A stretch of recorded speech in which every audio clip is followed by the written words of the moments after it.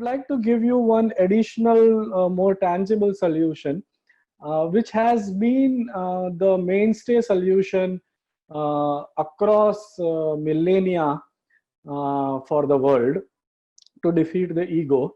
And that mainstay solution is what the religions generally call the Sangha.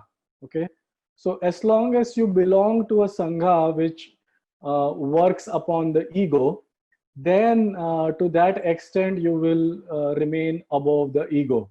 You know, Buddha said that everything is about having the company of noble friends. I would like to add that everything is about having the company of noble friends and growthful friends, because he meant more from the spiritual angle. And then you should also have the same circle or a different circle of growthful friends. So that Sangha, or that community which is involved in arresting the ego, in seeing in the community which makes it obvious for you. We are trying to raise one such community here in our own significant ways. But at the same time, there are many communities, always belong to some community which is working, and arresting the ego through different ingenious methods. So, and the best word for community is culture. You know, culture is nothing but a thriving community. So culture is the first part of this solution, this puzzle which solves the whole egoic trap. You know, that jail which either you go the Shiva path or the Shakti path. Both the paths you just lead to that jail.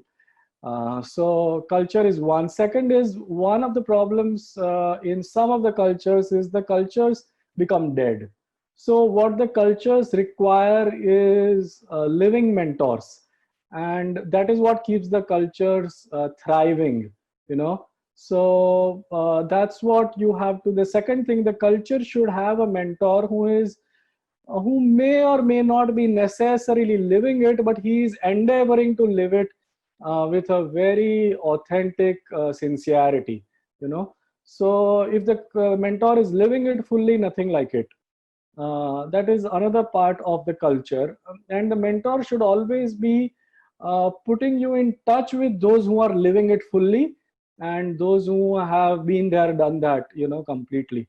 So that is the second piece of the puzzle to eliminate the ego. And then the third piece of the puzzle is a very interesting one, the angle of grace, which Deepak ji asked earlier on. And what is this whole angle of grace? So the culture and mentor, the words are Sangha and Guru in a certain way, and that is the whole Guru Purnima context, the Sangha and the Guru. But along with it, there is this angle of Krupa or grace. And what is this grace all about, you know? So there are two ways in order to go beyond the ego. One is that you make an attempt to not give in to the egoic contraction. You know, ego is like a contraction. We are going to work upon it, those who are in the mentorship module with me through the rest of the month, how ego is a contraction. In fact, that is the culture which the rest of you should very strongly consider joining. And if not ours, then somebody's, but always belong to a community that is arresting the ego. So ego is a contraction, and you have to stay above the contraction. And one way is to make all your efforts to stay beyond this ego, not move towards association or dissociation, not go towards indulgence or denial, not gravitate towards lopsided spiritual or lopsided material, and stay beyond the ego trap, which is the middle way. Which is what I attempt to do through, you know, alternate months or quarterly months, that I keep bringing the balance back again and again. But the other thing that works directly and actually more importantly than the culture or your self-effort is what I call the principle. Okay, this principle, besides the culture and the mentor, what works better which can happen even without a culture and a mentor, is what is called the principle. And what is this principle? The principle is what we call the principle of supreme attraction. What is supreme attraction? Your attraction towards a figure who has transcended the ego is supreme attraction. Okay, so and what happens is, through a process which is called diffusion, or in technological terms, if there are any engineers out there, it is called osmosis. So through a process of osmosis or diffusion, you become like the person whom you admire. You don't have to make efforts for that so much. Efforts are still there on the path, but that is not the predominant thing. Simply by wanting to be like somebody who has transcended the ego, you become that. And that is the essential principle. I am a Jain, and we have a Namokar mantra, and in the Namokar mantra, the Navakar mantra, all you do is you are singing the attributes of the Panchaparameshti. You are singing the attributes of the people who have gone beyond the ego. So when you are simply connected from a position of from a sense of studentship, and from a sense of curiosity, and from a space of receptivity to this source which is beyond the ego, you automatically become like that. Just like you follow a film star, you will become flimsy, or you follow an Ambani, you will become a great entrepreneur. So when you connect yourself to somebody who has transcended, and who has transcended, to cut a long story short, even a guru has not necessarily transcended fully, let me tell you. A guru also operates within the domains of the ego, and the transcendence has not happened fully, because guruhood or gurudom, or the position of a guru, is also progressive. The supreme transcender is an avatar. Okay, so that is the shortcut solution that I am giving you, that an avatar is the real transcender. Okay, so the guru principle is very, very important, because we can't relate to an avatar. What is an avatar? A Krishna is an avatar, a Nanak is an avatar, a Buddha is an avatar, or then there are living avatars. My living avatar, my current master, Dr. Pilla, is a living avatar. Ganpati Sachidanand Swamiji is a living Datta avatar. Swami Samarth had come down like an avatar. Adida was an avatar. There are many current living or recent past avatars, or there are these classic avatars.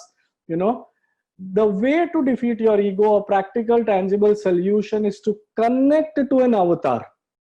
Always connect to an avatar. And one of the ways to connect is either just be a simple innocent child and tell them, please take me beyond the trap of the ego. I don't want to swing like a pendulum, sometimes indulging, sometimes denying, sometimes only Shiva, sometimes only Shakti, and caught up. Not that you are balancing. Balance and harmony is something else. But some of us are caught up only in this, or caught up only in that.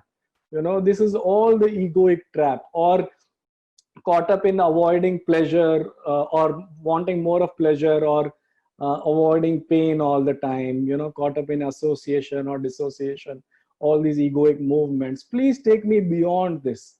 And then because that person is living that space, then just through a principle of supreme attraction, or which is like magnetism or diffusion or osmosis, you start becoming like that person. That is also the guru principle, but that is the God principle, or the avataric principle. So whichever avatar you connect to, you pray to them. In fact, the prime purpose of an avatar, the predominant purpose, is to help you become free of the egoic trap. So, and another way in which, if you don't want to do it like an innocent child, you use a mantra. Every avatar is a Moola mantra. So Sai Baba is a Datta avatar, right? So you say Om Sai Ram, right? Or if you believe in, say, Mahavatar Babaji, who was an avatar, so Om Kriya Babaji Om, So avataric Purushas have a Moola mantra, so you connect to them through their Moola mantras. This is why they say that Naam Sumiran or Naam Sankirtan both of them, they are extraordinarily powerful ways to defeat the ego and all its traps. So when you have a culture and a mentor, or even if you don't have a culture and a mentor, but connecting to an avatar, anybody can do. But all three together, nothing like it. So that is how to actualize and always stay above the ego. And ego can always catch you. You see, across lifetimes, if you, or across mythologies, if you observe, there are people, even when you go higher up, you fall from grace for some time, and then again you go higher up. It's a snakes and ladders game. There's nothing like you're permanently gone beyond it. And that is why that culture and the mentor and the avatar principle and connecting to that, is what keeps you afloat. As long as you are afloat, you've gotten it.